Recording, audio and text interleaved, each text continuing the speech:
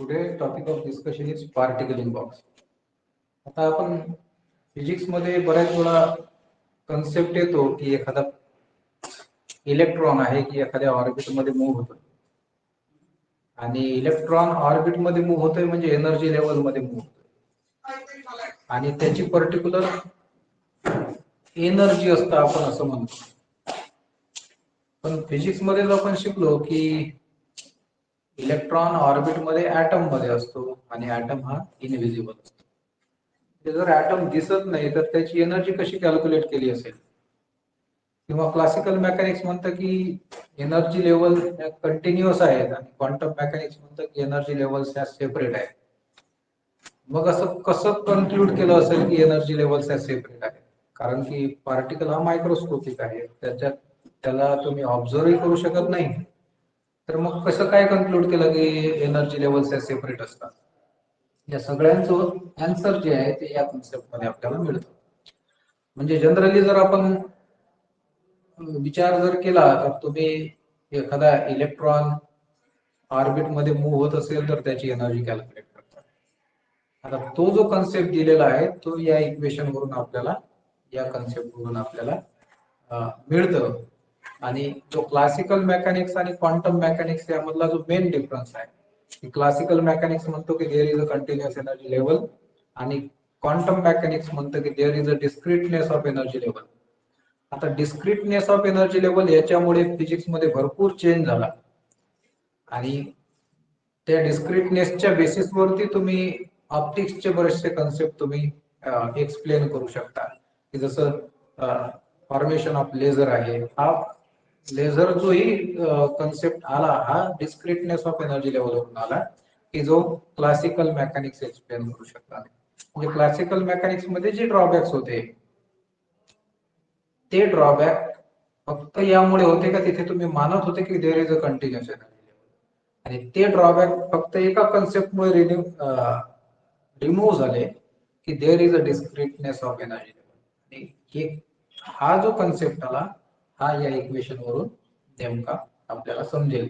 ठीक, की quantum mechanically आपण जे म्हणतो there is a quantization of energy, हेच आपण प्रूव्ह या टॉपिक मध्ये करणार आहे की there is a quantization of energy. ठीक, त्यासाठी मी काय कन्सिडर केलं की एक पार्टिकल आहे की जो विदिन सर्टन रिजन रिस्ट्रिक्ट केला गेला आहे. आता तुम्ही तो पार्टिकल तुम्ही कन्सिडर करू शकता की एखादा इलेक्ट्रॉन आहे की जो एखाद्या रिजन मध्ये बाउंडेड आहे. आता समजा एखादा तुम्ही ऍटम कन्सिडर केला, ऍटम मध्ये इलेक्ट्रॉन आहे आणि ऍटम मध्ये इलेक्ट्रॉन आहे आणि इलेक्ट्रॉन ऑर्बिट मध्ये फिरत आहे. म्हणजे electron is restricted within the boundaries of atom. ठीक, so I consider a particle which is restricted in a one dimensional potential box. आता तो पोटेन्शियल बॉक्स तुम्ही ऍटम पण कन्सिडर करू शकता आणि पार्टिकल तुम्ही इलेक्ट्रॉनिक कन्सिडर करू शकता. एक पर्टिक्युलर रिजन आहे त्याच्यामध्ये पार्टिकल हा आहे आणि विदिन द बाउंड्री तो कुठेतरी मूव्ह करतोय. ठीक, म्हणजे if I consider electron is the particle, so boundary is nothing but the diameter of atom. ठीक, so I consider this is the potential box and boundary of that particular box is x equal to 0 to x equal to L. कारण मी one dimensional potential box consider केला. So consider a particle is restricted within the region 0 to L and particle is free particle. समजा जर particle free particle आहे तर what about the potential energy? Zero. पार्टिकलची potential energy काय असेल? Zero असेल. तुम्ही काय सांगितलं की पार्टिकल हा या बॉक्स मध्ये या पोटेन्शियल वेल मध्ये रिस्ट्रिक्ट केला गेला आहे आणि जो फ्री पार्टिकल आहे. ठीक, so potential energy becomes zero inside the box and what about the potential energy outside the box? I represent it by potential energy outside the box is infinity. का बरं infinity लिहिलं? कारण की particle हा exist आहे inside the box आणि what about the probability of finding the particle outside the box? Zero. Particle बाहेर नाहीच. मग पार्टिकल बाहेर नाही हे मी रिप्रेझेंट केलं की त्याची पोटेन्शियल एनर्जी इन्फिनिटी आहे. जर पोटेन्शियल एनर्जी इन्फिनिटी आहे तर टोटल एनर्जी त्याची इन्फिनिटी झाली. टोटल एनर्जी जर इन्फिनिटी असेल तर पार्टिकल तिथे एक्झिस्ट नाही. So I tell V is equal to infinity outside the box and V is equal to 0 inside the box. So I represent this potential well as V या potential well ला कशा पद्धतीने represent करतो? V equal to 0 कुठे? At x at 0 less than x less than L. 0 to L च्या दरम्यान potential energy 0 आहे आणि पोटेन्शियल एनर्जी बिकम्स इन्फिनिटी कुठे? At x greater x less than 0 and x greater than L. Outside the potential box, potential energy infinity. Inside the potential box, potential energy becomes 0. ठीक? So for that particular particle, we know that Schrodinger time independent wave equation.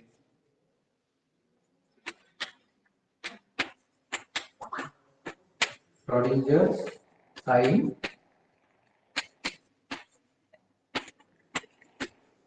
independent wave equation is कशासाठी? For a free particle. For free particles.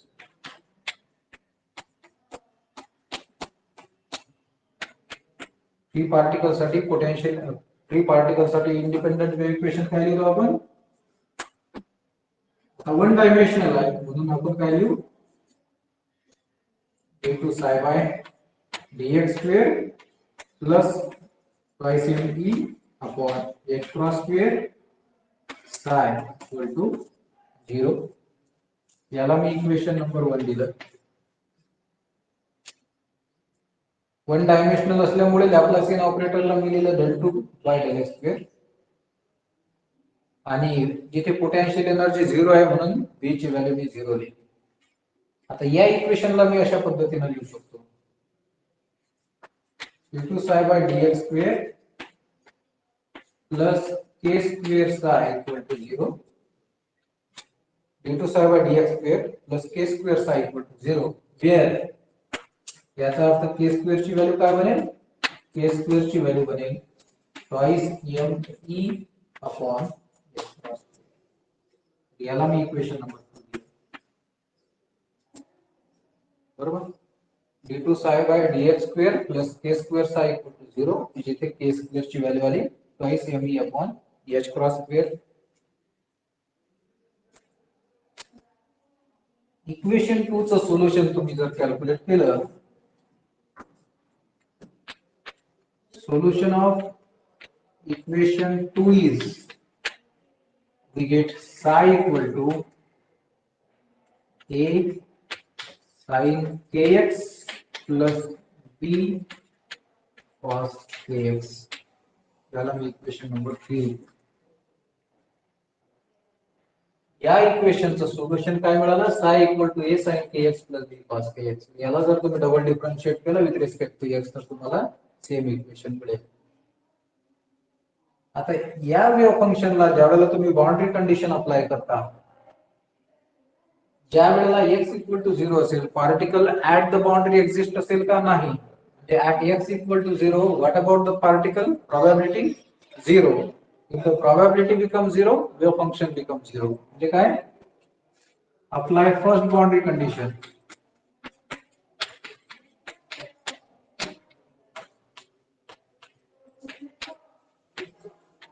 कोणती? At x equal to 0 what about the probability of finding the particle? 0. म्हणजे त्याचं wave function काय असेल? 0 असेल. ज्या वेळेला हे फर्स्ट बाउंड्री कंडिशन इथे अप्लाय कराल त्यावेळेला काय मिळेल? psi equal to 0 x equal to 0 x equal to 0 put केल्यानंतर sin 0 0 cos 0 1 म्हणजे तुम्हाला 0 equal to this हे टर्म 0 झाली आणि हे cos kx ची व्हॅल्यू 1 झाली म्हणजे तुम्हाला काय मिळेल? b equal to 0. b equal to 0 ज्यावेळेला तुम्ही इक्वेशन 1 मध्ये पुट करता,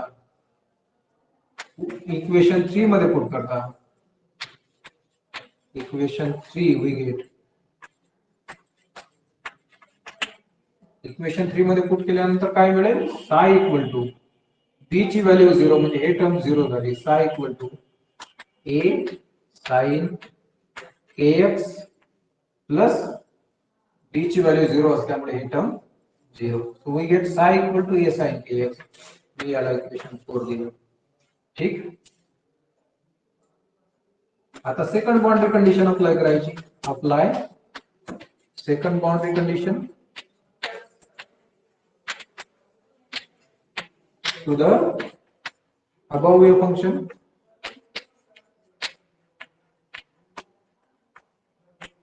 सेकंड बाउंड्री कंडिशन कोणती, at x equal to L psi becomes 0, कारण की particle at the boundary present नाही, inside the boundary particle present आहे. त्याच्यामुळे at x equal to L psi become 0. हे कंडिशन इक्वेशन 4 वरती अप्लाय केल्यानंतर काय मिळेल, psi becomes 0, so we get 0 equal to a sin kx च्या जागी L पुट करायचा. So 0 equal to a sin kl काय रिप्रेझेंट करते, sin kl equal to 0. Sine of anything become 0 म्हणजे काय रिप्रेझेंट करते, kl equal to n pi where n equal to 0 1 2 3 up to so on, कारण sin of any pi equal to काय असतं, 0 असतं. So kl equal to n pi, याच्यावरून आपल्याला काय मिळेल, k square equal to n square pi square upon l square. k square equal to n square pi square upon l square. या k square च्या व्हॅल्यूला जर इक्वेशन 2 सोबत जर compare केलं, comparing with equation 2 we get काय मिळेल, Poisson E upon h cross square equal to n square pi square upon l square. याच्यावरून जर E ची व्हॅल्यू कॅल्क्युलेट केली तर E ची व्हॅल्यू मिळेल n square pi square h cross square upon 2 times m into l square. This is what? This is the energy of particle. समजा मी याला suffix n ने डिनोट करतो. जर n ची व्हॅल्यू 1 पुट केली, n ची व्हॅल्यू जर तुम्ही 0 पुट केली तर काय मिळेल, energy equal to 0 into this energy becomes 0. जर n ची व्हॅल्यू 0 पुट केली तर तुम्हाला पार्टिकलची एनर्जी हे 0 मिळते, पण जर पार्टिकल एक्झिस्ट असेल तर पार्टिकलची एनर्जी कधीच 0 असू शकत नाही. म्हणजे n ची व्हॅल्यू तुम्हाला 0 पुट करणे ही इनएडमिसिबल कंडिशन आहे. n equal to 0 is not possible. त्याच्यामुळे तुम्हाला काय पुट करावं लागेल, n ची व्हॅल्यू जर तुम्ही जर 1 पुट केली, n ची व्हॅल्यू जर तुम्ही 1 पुट केली तर तुम्हाला एनर्जी मिळते E suffix 1 equal to pi square h cross square upon 2 times ml square. जर n ची व्हॅल्यू 2 पुट केली तर तुम्हाला मिळतं 4 pi square h cross square upon 2 ml square. n ची व्हॅल्यू जर 3 पुट केली तर तुम्हाला मिळतं 9 pi square h cross square upon 8 ml square. याच्यावरून तुम्हाला क्लिअर होतं की E1 ची व्हॅल्यू जर हे असेल तर E2 ची व्हॅल्यू किती असेल, 4 टाइम्स E1 असेल. E3 ची व्हॅल्यू किती असेल तर 9 टाइम्स E1 असेल. E4 ची व्हॅल्यू 16 टाइम्स E1 असेल. याच्यावरून हे जे इक्वेशन मिळालं, this is the expression for energy of a particle. This is expression for energy of a particle which is restricted within a certain region, that is particle in certain region. I define that region is nothing but the box. ठीक. याच्यावरून हे clear होतं की energy levels या separate आहेत इथे जर E1 असेल तर त्याच्या 4 टाइम्स E1 च्या पोझिशनला E2 असेल, त्याच्यानंतर फिक्स पोझिशनला E3 असेल. याचा अर्थ असा की ज्याही एनर्जी लेवल्स असतात त्या सेपरेट असतात आणि दोन एनर्जी लेवल मध्ये फिक्स एनर्जी डिफरन्स असतो.